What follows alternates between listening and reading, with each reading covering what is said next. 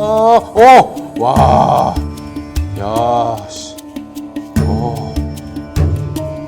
안녕하세요, 불사조 박영덕입니다. 오늘은 크로스핏 부상 영상들을 보고 리액션을 진행해 보려고 합니다. 되게 많은 사람들이 즐기는 운동이 바로 크로스핏인데 다양한 부상들이 있더라고요. 좋은 운동이지만 조심하지 않으면 다칠 수 있는 것들이 많이 있기 때문에 오늘 그런 부상 영상들을 보고 경각심도 갖고 분석을 해보는 시간을 가져보려고 합니다. 그리고 이 부상 영상들은 보시기 약간 부담스러운 영상들일 수도 있으니까요, 심약자나 노약자분들께서는 시청을 조심해 주시길 바라겠습니다. 첫 번째 영상 보겠습니다.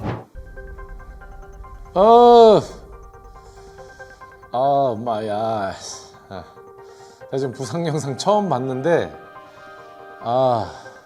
일단은 지금 박스 스텝업을 하고 업까지는 좋았는데 이제 내려갈 때 착지를 못하는 현상이에요. 이거는 왜 부상했는지 저는 정확히 알 수 있습니다. 일단 첫 번째로 운동신경이 없는 건 확실하고요. 두 번째는 맨몸으로 아무것도 들지 않은 상태에서 일단은 박스 스텝을 해보셨었어야 돼요. 그러니까 아마 제가 거의 100% 예상하건데 바로 무게를 들고 올라갔을 거라고 사료가 됩니다. 그러니까 박스가 지금 아주 높은 건 아니지만 그래도 낮지 않거든요. 만약 본인이 맨몸으로 박스 스텝업과 업다운을 해봤으면 몸의 공감감 능력이, 지각 능력이 인지가 돼요.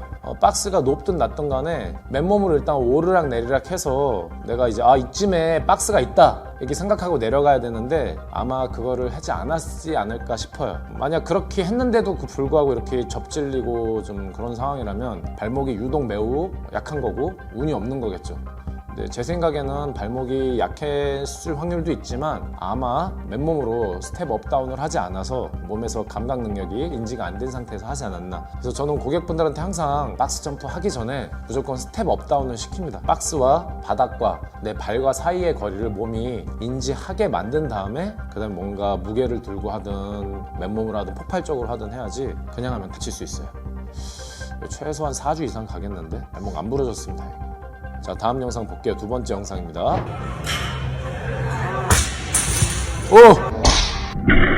우와.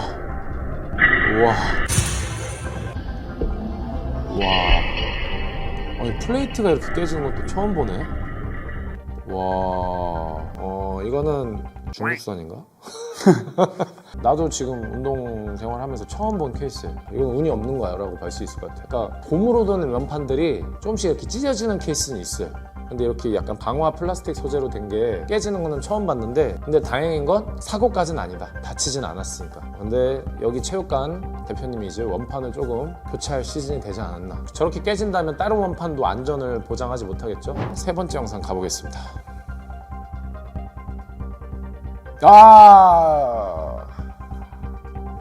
근데 뭔가 예상은 했어. 그러니까 사실 아주 흔한 건 아니지만 그렇다고 없는 상황도 아니야. 나도 우리 체육관에서 한두 번 정도 봤어. 그러니까 이게 크로스핏에서 철봉을 갖추고 이렇게 막 흔드는 바 스윙을 할 때, 토투바든 핑 풀업이든 머슬업이든 할 때 생각 외로 악력이 갑자기 풀리는 순간이 생길 수 있어요. 몸을 이렇게 앞뒤로 갖다 흔들 때 손이 딱 놓치면 움직임 때문에 머리뼈가 무거우니까 머리부터 이렇게 바닥에 넘어져. 머리가 팡 하고 바닥에 부딪히고, 뭐 잘못하면 혀 내밀었으면 혀를 씹을 수도 있고, 진짜 최악의 경우에는 경추 같은 데나 디스크가 올 수도 있고. 근데 다행히 이분은 지금 이런 식으로 해서 몸이 잘 굴러가지고 어떻게 보면 좀 허리 충격은 좀 덜 갔을 것 같은데, 근데 엉덩이 원판에 닿아서 지금 풀업구리까지 찼거든요. 그러니까 미끄럽지 않은 상태인데도 넘어진 거면 악력이 풀린 상태죠. 지금 이 사람 같은 경우는 한 번에 몸을 크게 흔들었어요. 사실 자신 있으니까 그런 걸 수 있는데 힘있게 하려고 하다 보니까 손을 놓친 것 같아요. 자, 이제 네 번째 보겠습니다.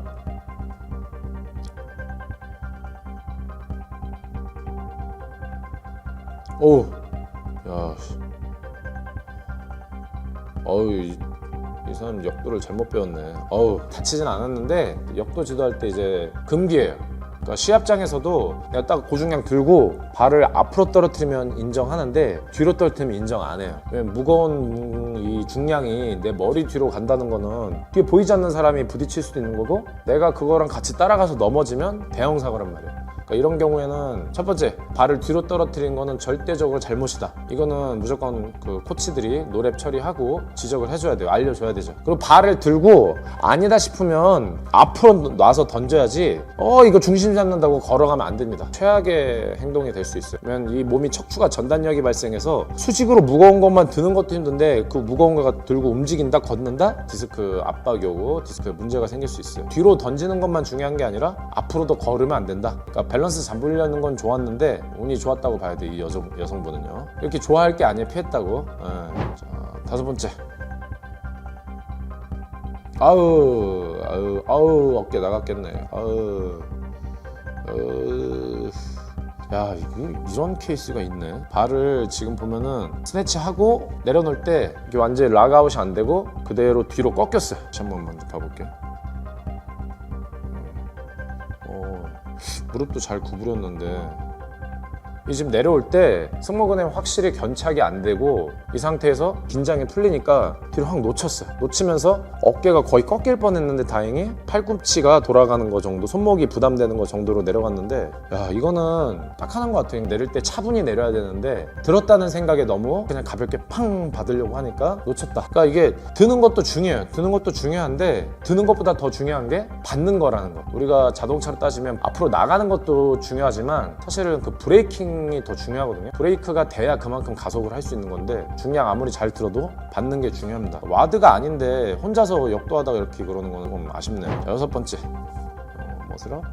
아유, 똑같네. 아유, 진짜. 와.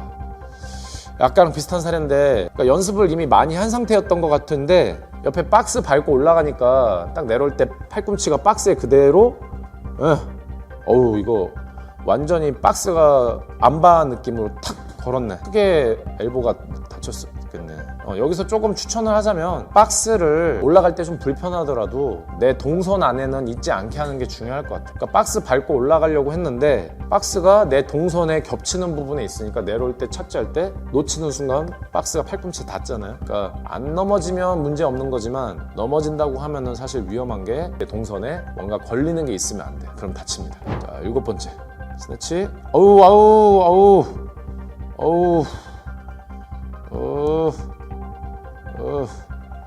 야, 씨.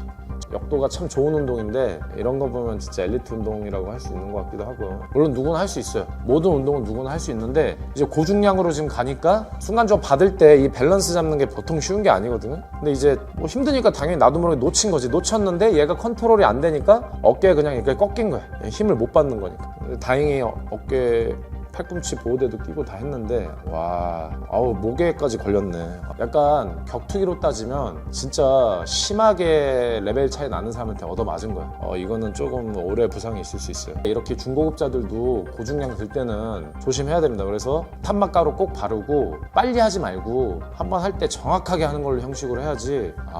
진짜. 자, 다음 갈게요. 스네치.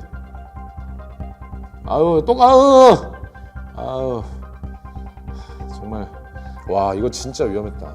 다행히 유연하고 머리가 두개골이 작아. 딱 들어서 받았을 때 척추가 유연하지 않으면 척추에 되게 큰 부상이 왔을 거예요. 그리고 척추가 유연해도 두개골이 컸으면 바가 이렇게 굴러가면서 두개골을 툭 치고 갔을 텐데 짱구 형태의 두개골이 아니어서 바가 스무스하게 지나갔어요. 이것도 이제 당연한 얘기인데 아까처럼 받으려고 했을 때 아니다 싶으면 빠르게 앞으로 던지거나 진짜 아니다 싶으면 뒤로 놔야 되는데 근데 사실 그 짧은 순간에 컨트롤하기 쉽지 않지. 어쨌든 앞으로 던지거나 뒤로 놓을 거면 진짜 뒤로 던져야 돼. 막 받아서 어떻게 버티려고 하면 안 돼. 무게 못 견딥니다.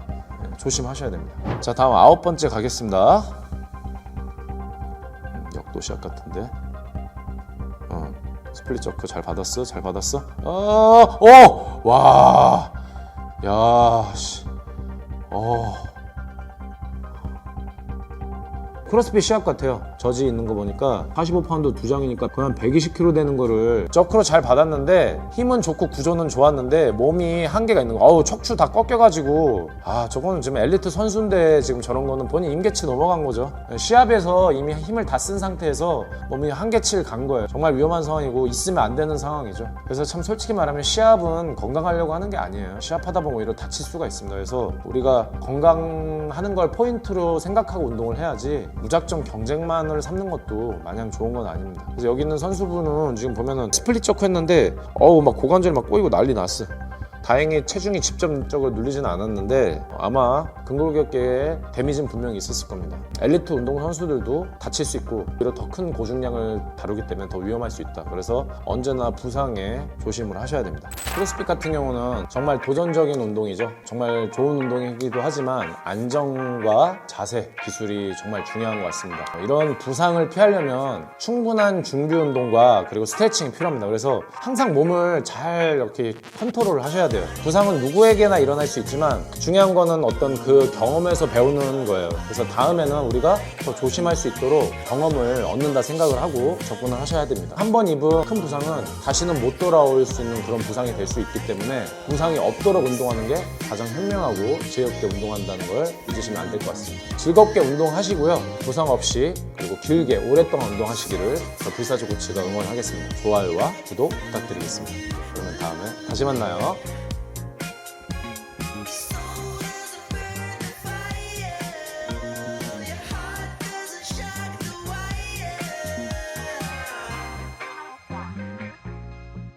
Yeah.